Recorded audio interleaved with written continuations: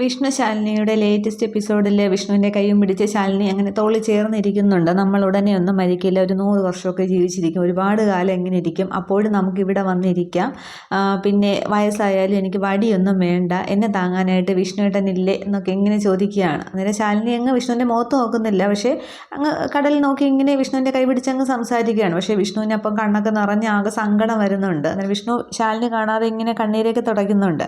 പെട്ടെന്ന് വിഷ്ണു നമുക്ക് ഇങ്ങനെ ഇരുന്നാൽ അധികം പോകാമെന്ന് പറയുകയാണ്. അതിന് കുറച്ച് നേരം കൂടി ഇരിക്കാം എന്ന് പറയുകയാണ്. ഇതൊന്നും ഒരു കുറേ നേരം അവിടെ ഇരിക്കുന്നുണ്ട്. ശാലിനി അങ്ങ് കാര്യം പറയുകയാണ്. വിഷ്ണു അങ്ങ് അതങ്ങ് കേട്ട് അതിനൊക്കെ അങ്ങ് സമാധാനം മൂളുന്നുമുണ്ട്. അതിനുശേഷം ഇനി ഇങ്ങനെ എത്ര നേരം എന്ന് വെച്ചാൽ ഇങ്ങനെ ഇരിക്കുക എന്നിങ്ങനെ വിഷ്ണു ചോദിക്കുന്നുണ്ട്. അന്നേരം നമുക്ക് ആ കടപ്പുറത്തോടെ കുറച്ച് നേരം നടന്നാലോ എന്ന് ചോദിക്കുകയാണ്. അന്നേരം അത് തനിക്ക് ബുദ്ധിമുട്ടാവില്ലെന്ന് ചോദിക്കുമ്പോൾ എന്നെ താങ്ങാൻ എൻ്റെ കെട്ടിയവനുള്ളപ്പോൾ പിന്നെ എന്തിനാ ബുദ്ധിമുട്ട് എന്ന് ചോദിക്കുകയാണ്. എങ്കിൽ ആ മോഹം അങ്ങ് നടത്തി കളയാമെന്ന് പറഞ്ഞ് ശാലിനിയുടെ കൈയും പിടിച്ച് വിഷ്ണു ശാലിനി കൂടെ ആ മണലിൽ കൂടെ കുറച്ച് ദൂരം നടക്കുന്നുണ്ട്. അതിനുശേഷം ശാലിനി പറയുകയാണ്, നമുക്ക് ഇവിടെ ഇരിക്കാം, അപ്പോൾ ഇവിടെ നല്ല കാറ്റുണ്ട് എന്ന് പറയുകയാണ്. എന്നാൽ പിന്നെ ആയിക്കോട്ടെ എന്നും പറഞ്ഞിട്ട് വിഷ്ണുവും ശാലിനിയും കൂടെ ആ മണലിലിരിക്കുകയാണ്. തുടർന്നും വിഷ്ണുവിൻ്റെ കൈ ശാലിനി വിടുന്നില്ല, തോളിൽ ചേർന്നങ്ങ് ശാലിനി ഇങ്ങനെ ചാരിയിരിക്കുകയാണ്.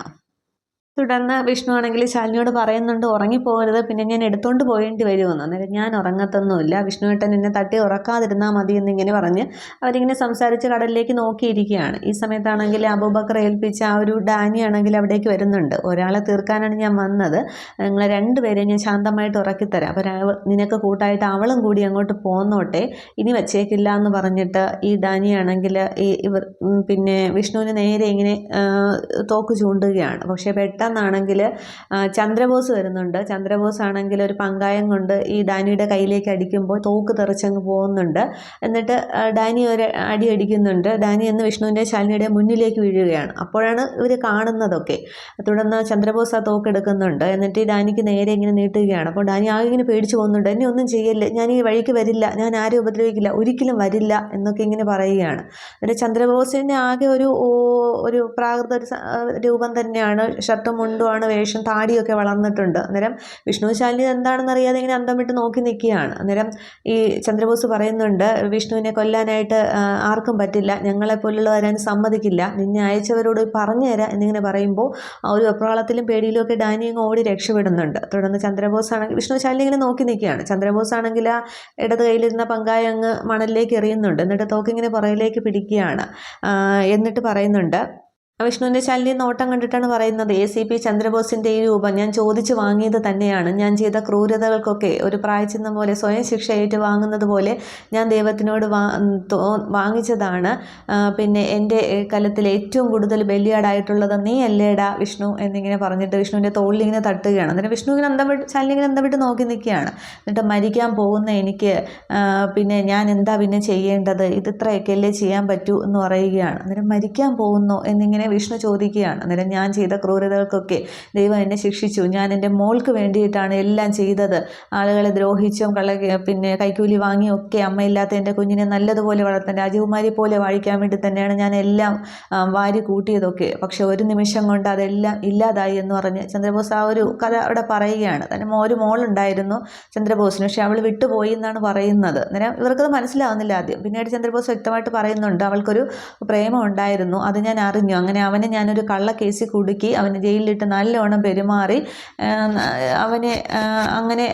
അവന് ഞാൻ വേണ്ട ശിക്ഷ കൊടുത്തു എന്നിങ്ങനെ പറയുകയാണ്. പക്ഷേ ഇതെൻ്റെ മോളറിഞ്ഞപ്പോൾ എന്നോട് പരാതിയും ആ പയ്യനെ ഇല്ലാതാക്കിയെന്ന് തോന്നുന്നു. അതിനുശേഷം ഈ കുട്ടി ഇതറിയുമ്പോൾ എന്നോടൊരു പരിഭവവും പരാതിയും ഒന്നും പറയാതെ ഒരു മുഴം കയറിൽ അവളങ്ങ് ജീവൻ ഒടുക്കി എന്ന് പറയുകയാണ്. എല്ലാത്തിനും കൂടിയുള്ള ശിക്ഷ എനിക്ക് കിട്ടി, പിന്നെ ഞാൻ എന്തിനാണ് ജീവിച്ചിരിക്കുന്നത്, ആർക്ക് വേണ്ടിയാണ് ഞാൻ ജീവിച്ചിരിക്കുന്നതെന്നും പറഞ്ഞ് ചന്ദ്രബോസിൻ്റെ ആകെ സങ്കടത്തിലാണ് ഈ കഥ പറയുന്നത്. അപ്പോൾ വിഷ്ണു ശാലിനി ഇത് കേട്ടുകൊണ്ടിരിക്കാൻ ചന്ദ്രബോസിന് കരച്ചിലൊക്കെ വരുന്നുണ്ട്. അന്നേരം ഇനിയുള്ള മുന്നോട്ടുള്ള യാത്രയിൽ നമ്മൾ തമ്മിൽ കണ്ടെന്ന് വരില്ല, ഞാൻ നിന്നെ ഏറ്റവും കൂടുതൽ ദ്രോഹിച്ചിട്ടുണ്ട് എന്ന് പറഞ്ഞ് വിഷ്ണുവിനോട് മാപ്പ് എന്ന പോലെയൊക്കെ ചോദിക്കുന്നുണ്ട്. അന്നേരം വിഷ്ണു ഇതൊക്കെ കേട്ടുകൊണ്ട് നിൽക്കുകയാണ്. എന്നിട്ട് അവസാനം ശാലിനിയോട് പറയുന്നുണ്ട്, മാഡം പറയാനുള്ള അർഹത ഉണ്ടോ എന്ന് എനിക്കറിയില്ല, പക്ഷേ എന്നാലും ചെയ്തു പോയ എല്ലാ തെറ്റിനും മാപ്പ് എന്ന് പറഞ്ഞിട്ട് ശാലിനിയുടെ മുന്നിൽ ചന്ദ്രബോസ് ഇങ്ങനെ കൈ കൂപ്പുകയാണ്. അന്നേരം ഇവർക്ക് ആകെപ്പാടെ സങ്കടം തോന്നുന്നുണ്ട്. അന്നേരം ഇനിയുള്ള ഈ ഒരു യാത്രയിൽ ഒരു പ്രായശ്ചിത്തം തേടി എന്നുള്ള യാത്ര തന്നെയാണ് എൻ്റേത്. അതുകൊണ്ടാവാം നിങ്ങളെ രക്ഷിക്കാനായിട്ട് എനിക്കൊരു അവസരം കിട്ടിയത്. ചെയ്തു പോയ തെറ്റിനൊക്കെ ഒരു പ്രായശ്ചിത്തം എന്നോണം ആയിരിക്കാം. പിന്നെ ഇനി അങ്ങോട്ടുള്ള ചിലപ്പോൾ നമ്മൾ കണ്ടെന്ന് വരില്ല. പോട്ടെ വിഷ്ണു എന്ന് പറഞ്ഞ് വിഷ്ണുവിൻ്റെ തോളിലേക്ക് വീണ്ടും ഇങ്ങനെ കൈവയ്ക്കുന്നുണ്ട്. എന്നിട്ട് ചന്ദ്രബോസ് അങ്ങ് തിരിയുകയാണ്. അന്നേരം ബോസ് സാറേ എന്നിങ്ങനെ വിഷ്ണു വിളിക്കുന്നുണ്ട്. അന്നേരം ചന്ദ്രബോസ് വീണ്ടും പറയുന്നുണ്ട്, ഇനി ഒരിക്കലും എന്നെ കൊണ്ടുള്ള ഒരു ശല്യമൊന്നും ഉണ്ടാവില്ല. ഈ പാഴ്ജന്മം എന്തിനാണ് ഇങ്ങനെ ജീവിച്ചിരിക്കുന്നത്? ഞാൻ തിരികെ പോയി കഴിഞ്ഞ ശേഷമെങ്കിലും എന്നോട് ക്ഷമിക്കാനുള്ളൊരു മനസ്സുണ്ടാവണം എന്നിങ്ങനെ പറയുമ്പോൾ വിഷ്ണു ഇങ്ങനെ ചന്ദ്രബോസിൻ്റെ കയ്യിൽ ഇങ്ങനെ മുറുകെ പിടിക്കുന്നുണ്ട്. അന്നേരവും ചന്ദ്രബോസിൻ്റെ കണ്ണൊക്കെ ഇങ്ങനെ നിറഞ്ഞു വരികയാണ്. എന്നിട്ട് പോട്ടേടാ വിഷ്ണു എന്നിങ്ങനെ എടാ വിഷ്ണു എന്ന് തന്നെ വിളിച്ച് ഇങ്ങനെ സംസാരിക്കുന്നുണ്ട്. നിന്നെ ഞാൻ ഒരിക്കലും മറക്കില്ല. ഞാൻ ഏറ്റവും കൂടുതൽ ദ്രോഹിച്ചിട്ടുള്ള നിന്നെ തന്നെയാണ്. നീ പറ്റുമെങ്കിൽ എനിക്കൊരു മാപ്പ് തരണം എന്ന് പറഞ്ഞിട്ട് ഒന്നുകൂടി വിഷ്ണുവിൻ്റെ തോളിൽ തട്ടിയിട്ട് ചന്ദ്രബോസ് നടന്നങ്ങ് പോവുകയാണ്. അന്നേരം ശാലിനിയും വിഷ്ണു ഇങ്ങനെ വിഷമത്തോടെ നോക്കി നിൽക്കുകയാണ്. അതായത് ആ ചന്ദ്രബോസിൻ്റെ സീനും അവിടെ പറഞ്ഞ് തീർക്കുകയാണ് ചെയ്യുന്നത്. സുസ്മിത എന്നുള്ള കഥാപാത്രം ഇനി ഈ സീരിയലിലേക്ക് വരില്ല എന്ന് തോന്നുന്നു. അപ്പോൾ ചന്ദ്രബോസ് ചിറ്റപ്പനും മോളും എല്ലാവരും ആവരുത്. അപ്പോൾ ചന്ദ്രബോസിൻ്റെ ആ ഒരു ഇത് അവിടെ തീർക്കുകയാണ്. പോകുന്നതിന് മുമ്പ് ചന്ദ്രബോസ് വിഷ്ണുവോട് പറയുന്നുണ്ട്, എൻ്റെ ഈ ഇതിലൊന്നും അവസ്ഥയിലൊന്നും എനിക്ക് പരാതിയോ പരിഭവമോ ഒന്നുമില്ല. അങ്ങനെയൊക്കെ വിഷമം തോന്നുമ്പോൾ ഞാൻ ചെയ്തു കൂട്ടിയ പാപങ്ങളെക്കുറിച്ചൊക്കെ ഓർക്കും. അപ്പോൾ അതിലേറ്റവും കൂടുതൽ ദ്രോഹിച്ചത് നിന്നെയാണ്. ഞാൻ നിന്നെ ഒരിക്കലും മറക്കില്ല, പോട്ടേട എന്നൊക്കെ ഇങ്ങനെ വിഷ്ണുവിനോട് മനസ്സാലെ കൈകൂപ്പിയൊക്കെ മാപ്പ് ചോദിച്ചിട്ടൊക്കെയാണ് ഈ ചന്ദ്രബോസ് പോകുന്നതൊക്കെ. ചന്ദ്രബോസ് അങ്ങ് നടന്നങ്ങ് പോകുമ്പോൾ വിഷ്ണുവേട്ടാന്ന് ഇങ്ങനെ ശാലിനി വിളിക്കുന്നുണ്ട്. അന്നേരം ഇത്രയുള്ളടോ മനുഷ്യർ, അത് ഞാനായാലും താനായാലും എന്നിങ്ങനെ വിഷ്ണു പറയുന്നുണ്ട്. തുടർന്ന് രാത്രിയാണെങ്കിൽ ശിവൻ ഡെയ്സിയെ ഫോൺ ചെയ്യുന്നുണ്ട്. അന്നേരം എത്ര നേരമായി ഞാൻ വെയിറ്റ് ചെയ്യുന്നു, നീ എന്താ വിളിക്കാത്തതെന്ന് ചോദിക്കുകയാണ്. അന്നേരം നിനക്ക് ഇങ്ങോട്ട് വിളിക്കാമല്ലോ എന്ന് പറയുന്നുണ്ട്. അന്നേരം എനിക്ക് അവിടുത്തെ കാര്യങ്ങളൊന്നും എങ്ങനെയാണെന്ന് അറിയില്ലല്ലോ, അതാണ് വിളിക്കാത്തതെന്ന്. അന്നേരം ഇവിടെ ഞാൻ പറയുന്നത് പോലെ അപ്പുറം ഒരാളും അങ്ങോട്ട് പോകുന്നില്ല, അത് എൻ്റെ വാക്ക് തന്നെയാണെന്ന് പറയുമ്പോൾ അവിടുത്തെ എങ്ങനെയാണ് അവസ്ഥയെന്ന് ചോദിക്കുന്നുണ്ട്. അമ്മച്ചിക്ക് എങ്ങനെയുണ്ട്, അന്ത്യകുദാശയ്ക്ക് പള്ളിയിലച്ഛനെ വിളിക്കേണ്ടി വരുമെന്ന് ചോദിക്കുകയാണ്. അന്നേരം ഒന്ന് പോ ശിവ, അപ്പച്ചനും അമ്മച്ചിക്കും ഒക്കെ 100 ആയുസ്സാണെന്ന് പറയുന്നുണ്ട്. അന്നേരം അപ്പച്ചനൊക്കെ 100 ആയുസ് അതൊക്കെ വേണോ, മിക്കവാറും എൻ്റെ അപ്പൻ്റെ ഞങ്ങളുടെയൊക്കെ ശവടൊക്കെ എൻ്റെ കൈകൊണ്ട് തന്നെ ആകുമെന്ന് പറയുന്നുണ്ട്. മാടിക്കുഴിയിലേക്ക് എടുക്കേണ്ടി വരും എന്നൊക്കെ ഇങ്ങനെ പറയുമ്പോൾ ഇതുവരെ എനിക്കിവിടെ കുഴപ്പമൊന്നുമില്ല. പിന്നെ എൻ്റെ അപ്പനും അമ്മച്ചിയും ആങ്ങളെയും ഒക്കെ അല്ലേ, അത് പിന്നെ അവരെന്നെ തല്ലുന്നതും ഇതൊക്കെ സ്വാഭാവികമല്ലേ, അവരുടെ വഴിയിലേക്ക് വരാൻ വേണ്ടിയിട്ടല്ലേ. പിന്നെ ഈ താന്തോന്നിയെ പ്രണയിച്ചത് കൊണ്ട് ഇനി മുന്നോട്ടുള്ളത് എന്താവുമെന്ന് എനിക്കറിയില്ല, പക്ഷേ ഇതുവരെ കുഴപ്പമൊന്നുമില്ല എന്ന് പറഞ്ഞ് അവർ തിരിച്ച് സംസാരിക്കുകയാണ്. ഈ സമയത്താണെങ്കിൽ പിന്നെ താഴെ നിന്ന് ആൻ്റണി ഫോൺ ചെയ്യുന്നുണ്ട്. ഇല്ല ആൻറ്റി, ഡേവിസ് എത്തിയിട്ടില്ല എന്ന് പറയുകയാണ്. അതേസമയം ഒരു കാറ് വരുന്നുണ്ട്. അന്നേരം അതിൽ നിന്ന് ഡേവിസ് എന്ന് പറയുന്ന ആൾ ഇറങ്ങിയാണ്. അന്നേരം 1 മിനിറ്റ് ശിവ എന്ന് പറഞ്ഞിട്ട് ഡേയ്സി ഇങ്ങനെ മുകളിൽ നിന്ന് താഴേക്ക് നോക്കുമ്പോൾ ഡേവിസ് കാറിൽ നിന്ന് ഇറങ്ങുന്നുണ്ട്. ആൻ്റണിക്ക് ചെന്ന് കൈയൊക്കെ കൊടുത്ത് കെട്ടിപ്പിടിക്കുകയാണ്. അന്നേരം എന്താ ഡേയ്സി നീ മിണ്ടാത്തതെന്നിങ്ങനെ ശിവൻ ചോദിക്കുമ്പോൾ ആദ്യം ഡേയ്സി മിണ്ടുന്നില്ല. പിന്നെ വിളിക്കാം എന്ന് പറഞ്ഞിട്ട് ഞാൻ വിളിക്കാമെന്ന് പറഞ്ഞിട്ട് ഡേയ്സി ഫോൺ കട്ട് ചെയ്യുകയാണ്. അന്നേരം ശിവൻ ഇവളെന്താ കട്ട് ചെയ്തു എന്ന് പറഞ്ഞ് വീണ്ടും വിളിക്കാനൊക്കെ ശിവൻ ശ്രമിക്കുന്നുണ്ട്. പക്ഷേ ഡേയ്സി ഈ ഡേവിസിനെ കണ്ടിട്ട് ആകെ ഇങ്ങനെ ഒരു പേടിച്ചെന്ന പോലെ മട്ടിൽ നിൽക്കുകയാണ്. തുടർന്ന് അവർ മുറ്റത്ത് നിന്ന് വിശേഷങ്ങളൊക്കെ പറയുകയാണ്. അത് മോളിൽ നിന്നും ബാൽക്കണിയിൽ നിന്ന് ഡേയ്സി കാണുന്നുണ്ട്. ആൻ്റണിയും പിന്നെ യോഹന്നാനും ഈ ഡേവിസും കൂടി നീ തടിയൊക്കെ പോയല്ലോ എന്നൊക്കെ ചോദിക്കുമ്പോൾ ഭക്ഷണമൊക്കെ കുറവാണ്, പിന്നെ അങ്കിളിൻ്റെ സൂസനാണെങ്കിൽ എനിക്ക് ഭക്ഷണമൊന്നും വെച്ച് തരുന്നില്ല, പിന്നെ അമ്മച്ചിയായി പോയില്ലേ, എന്തെങ്കിലും പറയാൻ പറ്റുമോ എന്നൊക്കെ പറഞ്ഞ് അവർ കുശലമൊക്കെ പറയുമ്പോൾ എൽസമ്മ അങ്ങോട്ടത്തേക്ക് വരുന്നുണ്ട്. ആൻറ്റി സുഖമല്ലേ എന്നൊക്കെ ചോദിക്കുകയാണ്. ഡേയ്സി ഇവിടെ കണ്ടില്ലല്ലോ എന്ന് പറയുമ്പോൾ അവൾ അകത്തുണ്ട്, നീ വാ, നിൻ്റെ സ്വന്തം വീടല്ലേ എന്നും പറഞ്ഞ് ഈ യോഹന്നാനും ആൻ്റണിയും കൂടി ഡേവിസിനെ വിളിച്ച് അകത്തേക്ക് കയറി പോകുന്നുണ്ട്. ഇതൊക്കെ കൊണ്ട് അങ്ങനെ നോക്കി മോളിൽ തന്നെ ഡേയ്സി നിൽക്കുന്നുണ്ട്.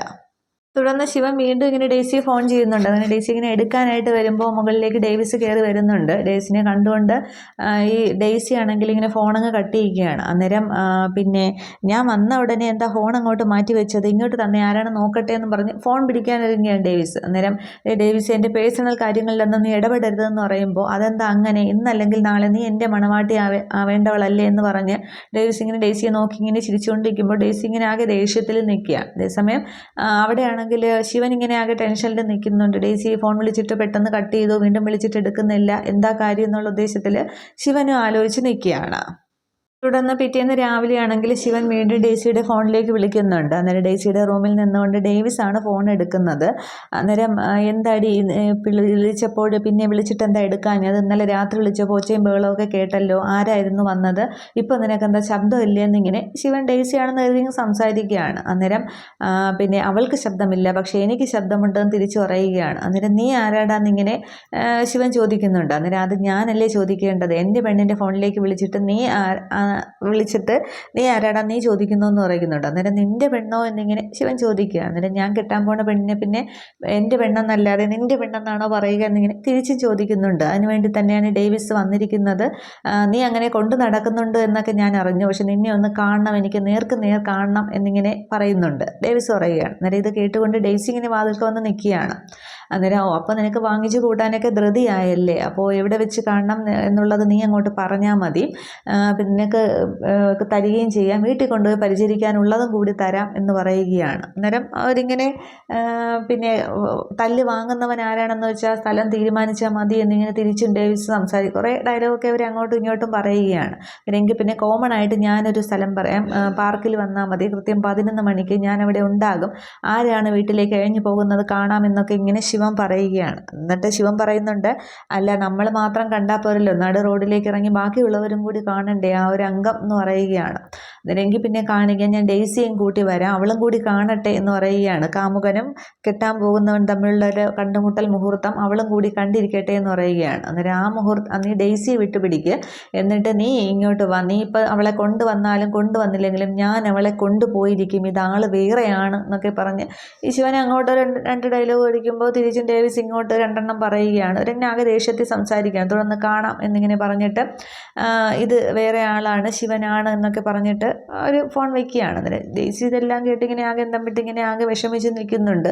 അതിനുശേഷം ഫോൺ വെച്ച ശേഷം ശിവനാണെങ്കിൽ ഇങ്ങനെ ആകെ ദേഷ്യത്തിൽ കൈയൊക്കെ ചുരുട്ടി പിടിച്ച് ഇങ്ങനെ മീശയൊക്കെ ചുരുട്ടി ആ ഒരു സിംഹം ഇങ്ങനെ ഗർജിക്കുന്ന ആ ഒരു സീനെ കാണിക്കുന്നുണ്ട്. ഡേവിസും അതേപോലെ അവിടെ നിൽക്കുന്ന സീനാണ് കാണിക്കുന്നത്. ഇത്രയുമാണ് ഈ ഒരു എപ്പിസോഡിൽ. അപ്പോൾ ഇനി ഇവർ തമ്മിൽ ഇനി പോരടിക്കുന്ന ഒരു സീൻ ഉണ്ടാകും. ശിവൻ്റെ കയ്യിൽ നിന്ന് മിക്കവാറും ഡേവിസ് കുറേ തല്ല് വാങ്ങിക്കൂട്ടും. പക്ഷേ ഈ ശിവനും ഡേവിസും തമ്മിൽ കാണാനൊക്കെ ഒരേപോലെ തന്നെയാണ് കാണിക്കുന്നത്. ആ മുടിയും ഇതൊക്കെ ഒരേപോലെ തന്നെയാണ്. അപ്പോൾ ഡേവിസ് അടിയും കൊണ്ട് തിരിച്ചു പോവുകയായിരിക്കും ചെയ്യുന്നത്. പിന്നീട് ശിവൻ മിക്കവാറും ഡേയ്സിയും കൊണ്ട് പോവുമായിരിക്കും. അതൊക്കെ ബാക്കി കാണാം. ഇനി വിഷ്ണുവിൻ്റെ ബാക്കി കാര്യങ്ങൾ എന്താണെന്നുള്ളത് നമുക്ക് അടുത്ത എപ്പിസോഡ് വരുമ്പോൾ നോക്കാം. Okay, thank you.